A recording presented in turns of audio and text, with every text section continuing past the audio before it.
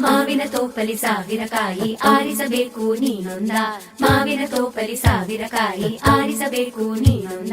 ಹುಳಿಯಿದ್ದರೆ ಉಪ್ಪಿನಕಾಯಿ, ಸಿಹಿಯಾಗಿದ್ದರೆ ಸೀಕರಣೆ, ಹುರಿದಿಟ್ಟ ಮೆಣಸಿನಕಾಯಿ, ಸಿಡಿ ಸಿಡಿ ಎಂದರೆ ಒಗ್ಗರಣೆ.